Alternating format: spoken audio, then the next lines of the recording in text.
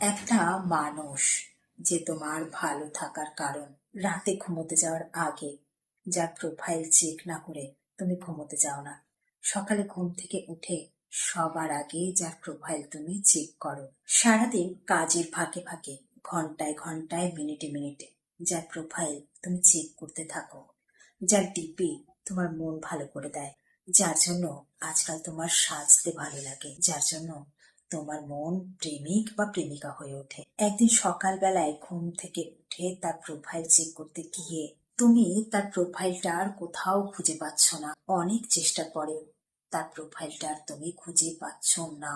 হয়তো তার সাথে তোমার যোগাযোগ করার এই একটাই মাধ্যম ছিল, তার ফেসবুক আইডি বা তার ইনস্টাগ্রাম আইডি। সেই মুহূর্তে পায়ের তলার মাটি সরে যাবার মতো অবস্থা। আর এই পরিস্থিতিতে যে পড়ে সেই কষ্টটা একমাত্র সেই বুঝতে পারে। এখানে আমি শুধু এটুকুই বলবো, কোনো মানুষকে নিজের অভ্যাসে তৈরি করো না যে মানুষটা একদিন তোমার চোখের আড়াল হয়ে পড়লে তোমার সমস্ত পৃথিবীটা অন্ধকার হয়ে পড়ে।